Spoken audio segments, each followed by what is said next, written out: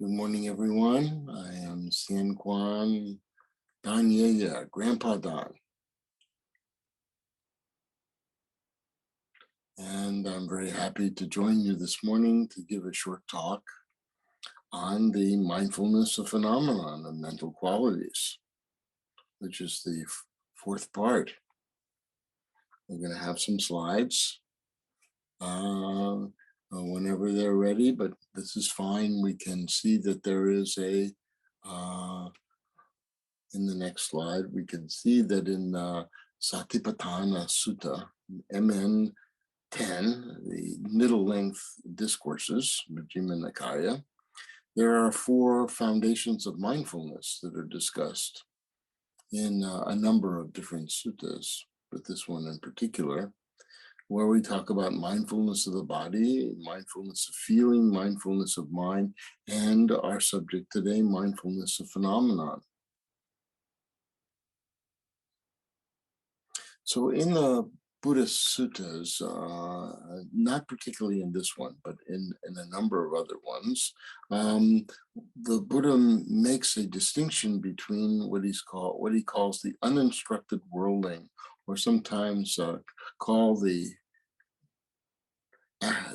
run-of-the-mill person, and the noble disciple.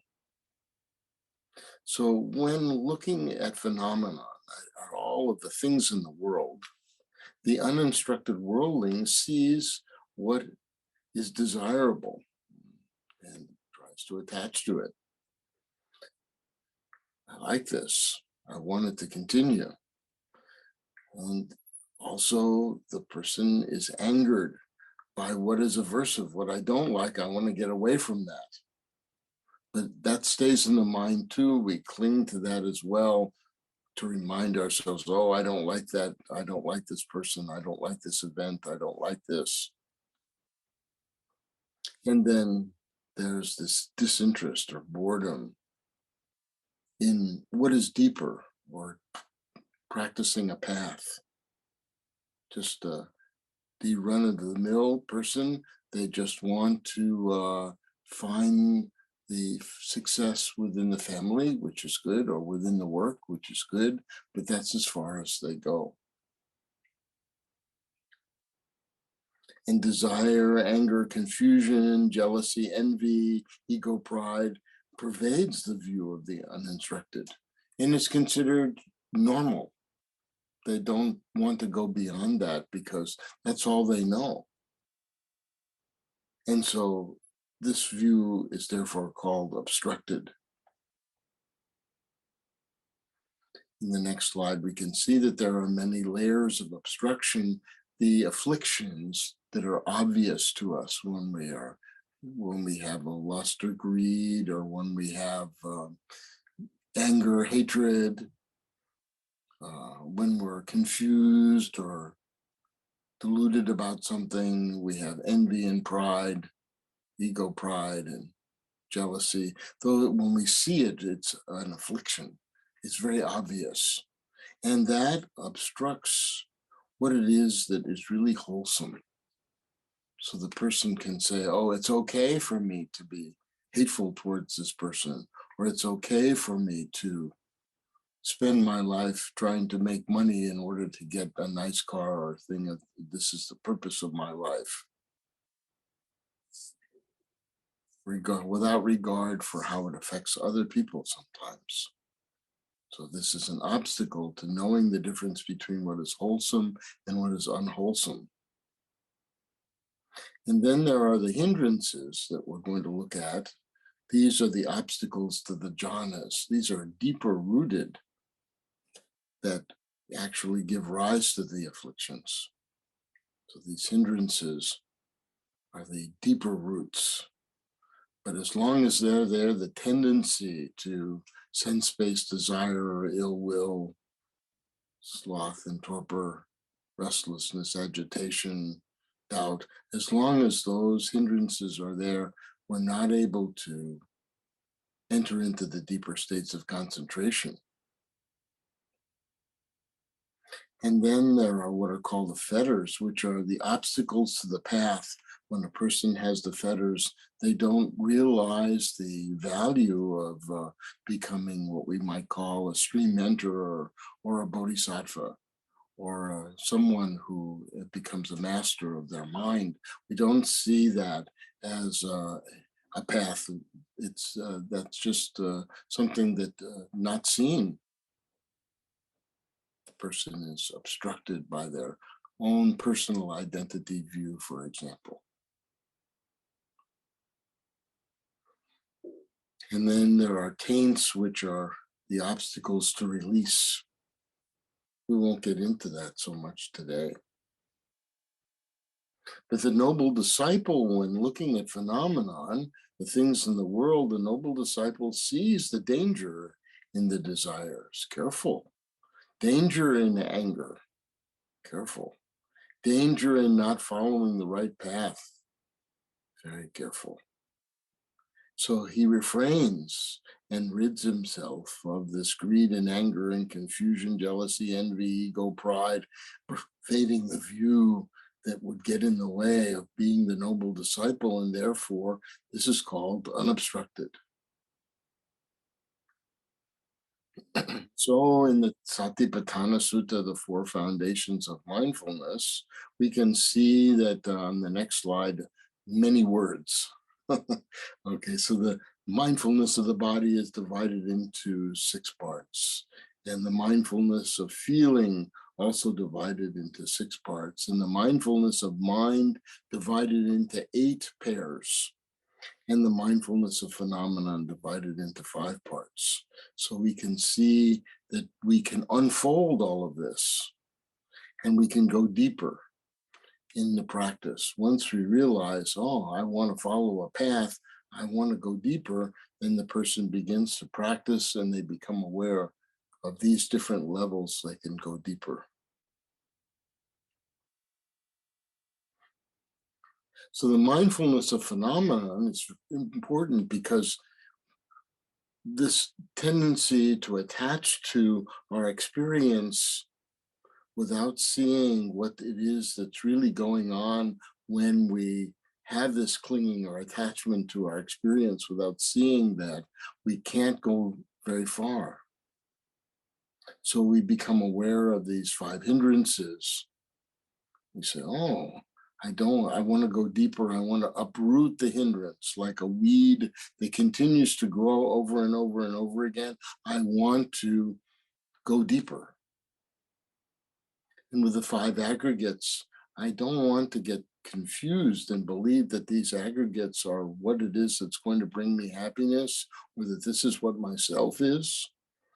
In the same way, my 6 senses, I don't want to depend on them for my internal happiness.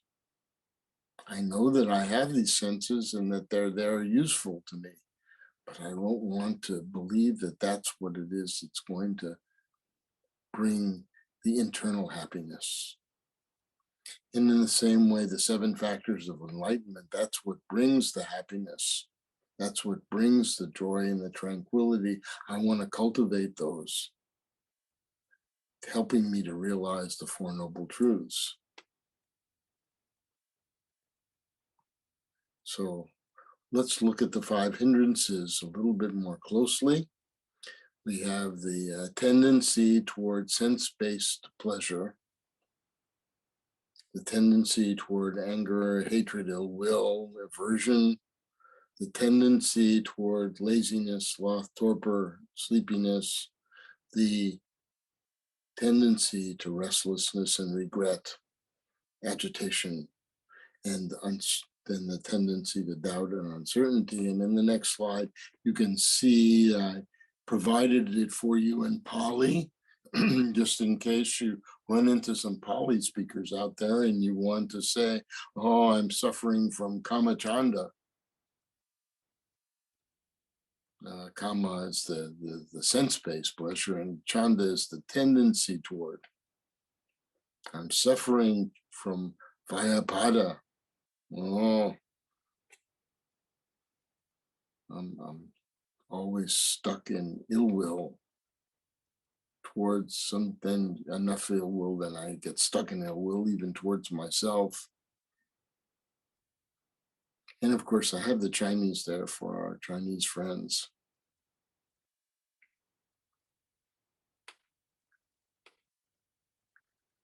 So when we practice the 5 hindrances in the Satipatthana Sutta, there is a formula that's given.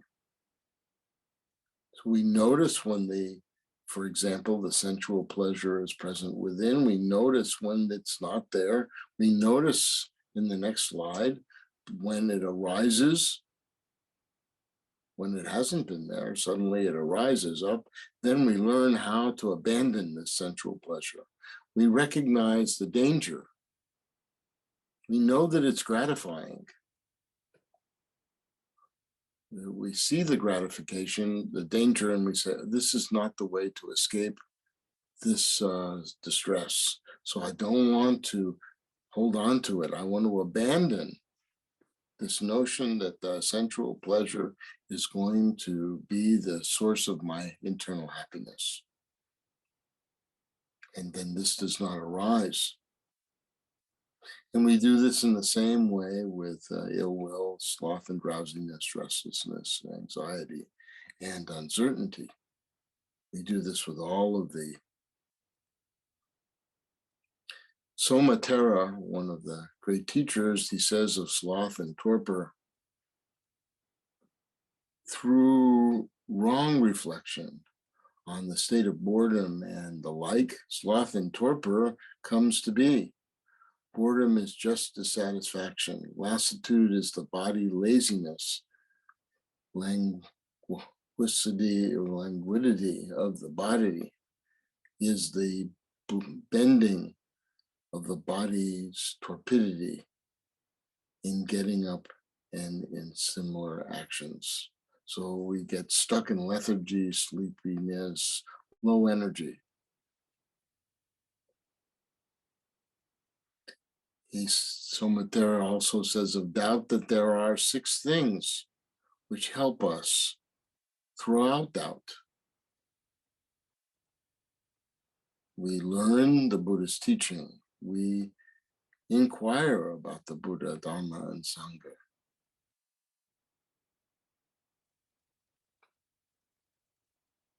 We understand thoroughly the teaching.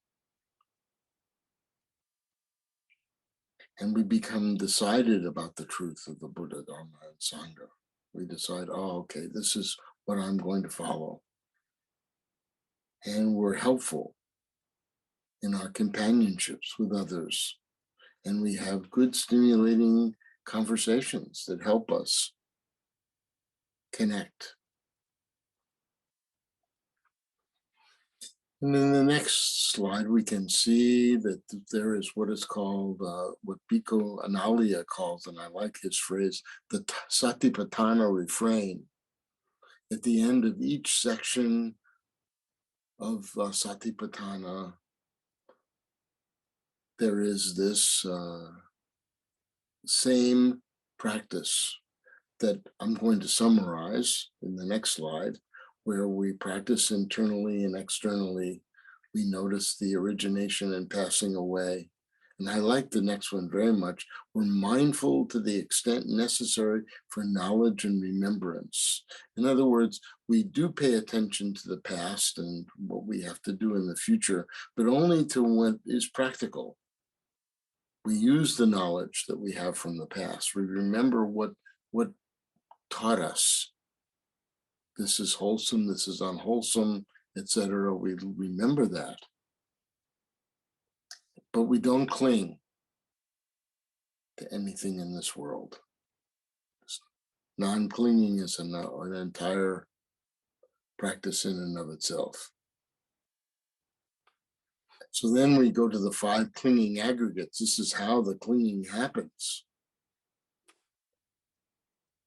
The next slide, we can see the form, feeling, perception, conception, the mental formations or the habitual patterns in the stream of consciousness that we have. These are the things that cause us to have a clinging.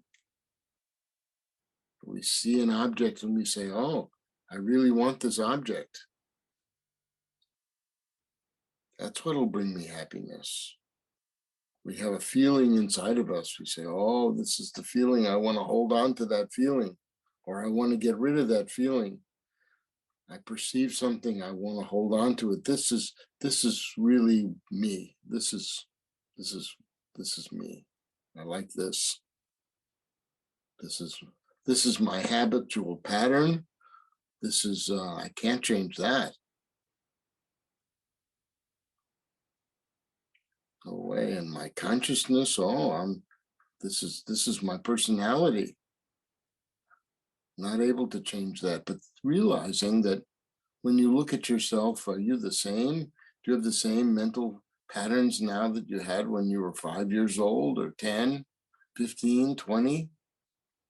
Even for myself at 75, I don't have the same pattern as I had when I was 70.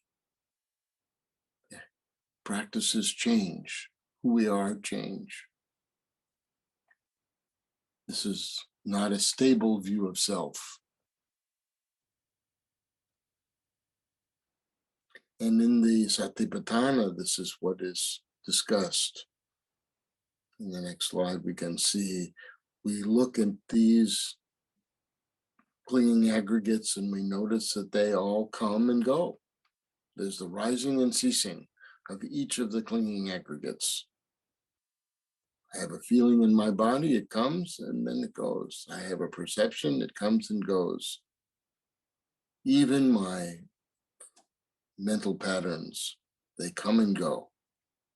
And my consciousness too. Rising and ceasing. This is why when we practice the breathing, rising and ceasing, it trains the mind to see the world this way. And then at the end of this section also, we have the same Satipatthana refrain.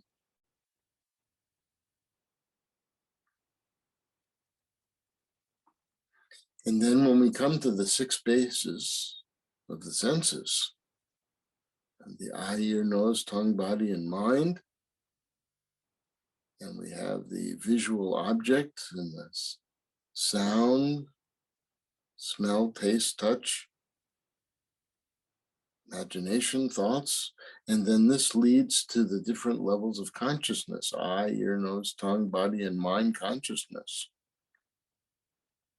Now, during the time of the Buddha, they did not have functional MRIs. They didn't have a way of being able to examine what goes on inside the brain. So they didn't have the term neural pathway. So they instead had the term of eye realm consciousness. So we have these 6 sense bases. We have our organs. And do we examine and understand maybe our organs in the next slide? Maybe these just organs. Yes, this is okay slide. Yes, we have these organs and we think to ourselves, this is what the world is. But if we had different organs, or if our organs function differently, and certainly there are many creatures out there whose organs function more different than we do, for those people who know me, they know my favorite joke about the dog and why the dog is so friendly to us. The dog is friendly to us because he feels sorry for us because we can't smell. And when we're not around, the dogs say to me, oh, my master, he is the biped without a smell. He has to rely on me. Poor human. And so it is with many creatures. They have much better eye sense or nose sense, tongue sense, body sense. We're superior in mind faculty, probably. Although we can create a lot of trouble too. So when we look at the 6 sense bases, I provided this for you in Chinese as well. So this practice of understanding that the sense base is just a sense base. Ayatana is just the ayatana. It's just a basis. for how it is that we look at the world. And if we analyze it, Vibhanga, if we look at it carefully, we can see that these ayatana are just the way in which we are constructed to be able to interact. This is the method that has been given to us to help us move from our one state to another state of mind. It just helps us get around. Why do we get around? So that we can practice the path. So in the Satipatthana as well, it teaches us about how this takes place, and then the introducing the word fetter a couple of slides later. This is how the mind, if it attaches to things and believes that this self is real and that the objects are real, we create this fetter. This is the identity. We begin to believe in it. We have superstitions about it even. When I am with my wife in the car and I say to her, "Oh, your car sounds really good." She says, "Don't say that. You're jinxing the car. The car is going to hear you and will stop working." So we have this false sense of things. So maybe we have to say 3 Hail Marys or 3 Om Mani Padme Hum, so that so that we don't. That's the Tibetan version. So that we don't. She doesn't have a Tibetan car, so that's okay.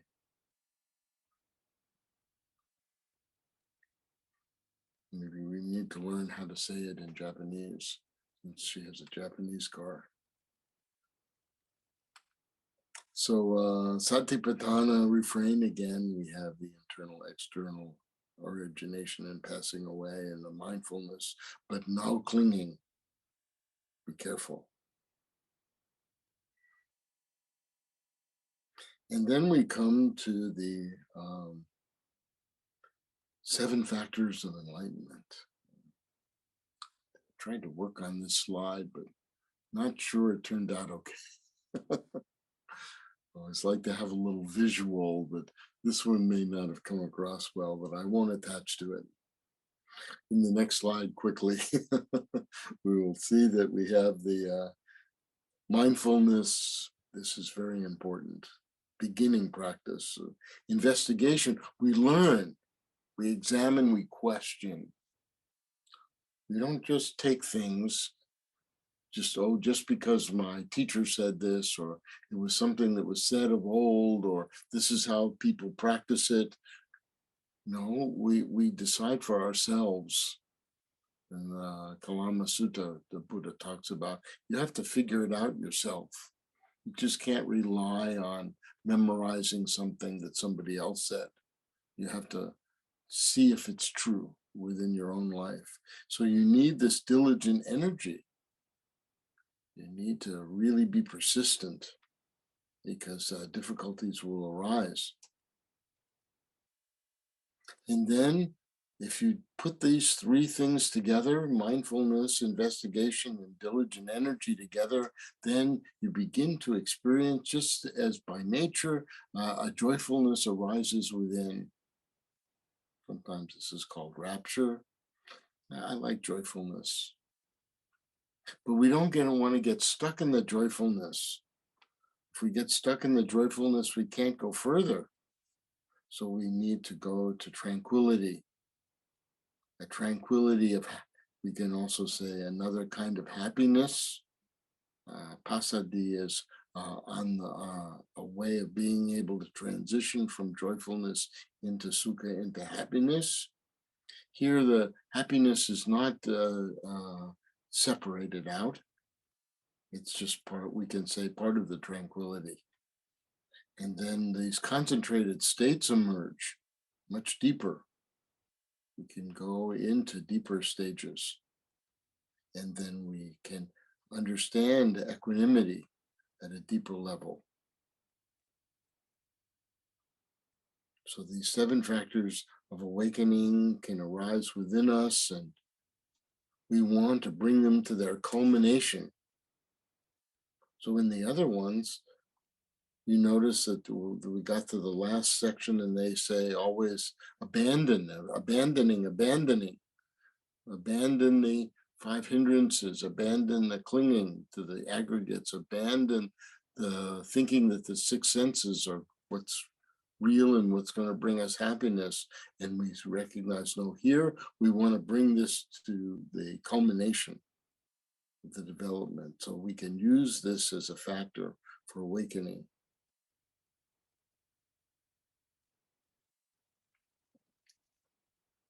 And again, we use the Satipatthana refrain.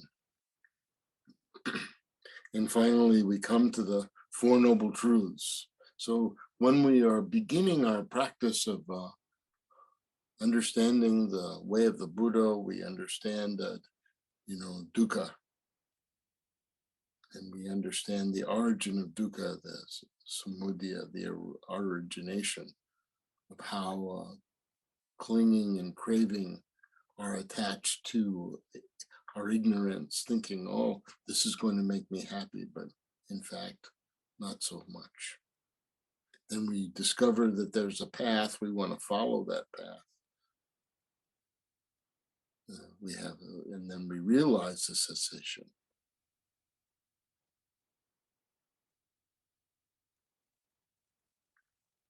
So these Four Noble Truths of brings us to this awakening. So this is why we practice. And then, of course, the path itself is the Eightfold Path. You can see it in the next slide. We have if you look on the internet, you can find this, but sometimes they make the mistake and they have right concentration and right mindfulness in the wrong place. They have them interchanged. So fortunately, found one on the internet that had it correct.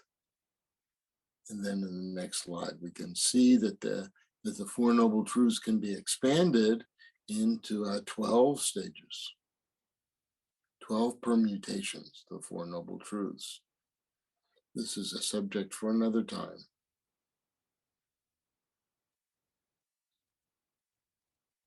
So we understand the noble truth of suffering. We know its origination. We know that there is a cessation and that there's a path leading to the cessation, but that's just our hearing it. That's in the first stage.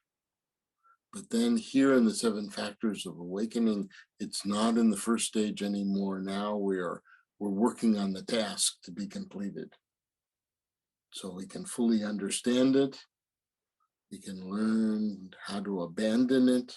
We learn how to realize and to develop it and put it into practice so that it is fully understood and fully abandoned, fully realized, and fully developed.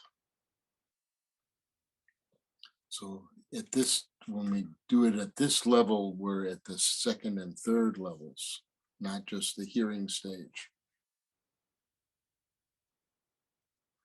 This is what is said in the Satipatthana Sutta.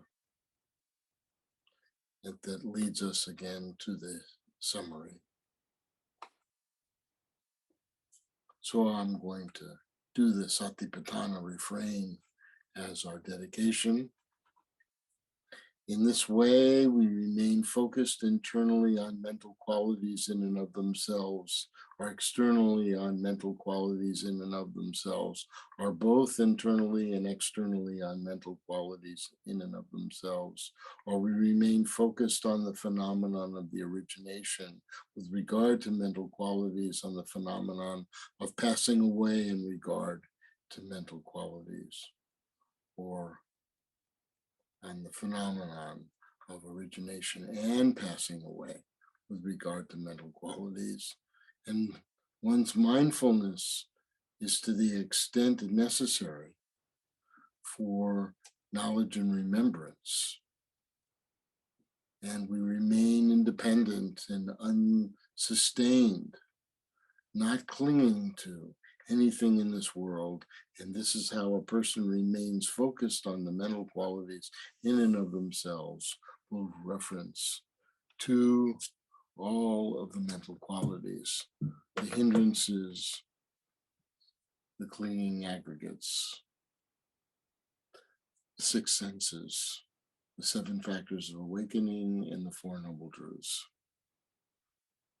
So thank you very much for joining me this morning and learning a little bit more, investigating the phenomenon, so that when we now face to the world, we don't get so stuck. Our grasping, we say, oh, this is just not so valuable. The valuable is in the practice, on the path.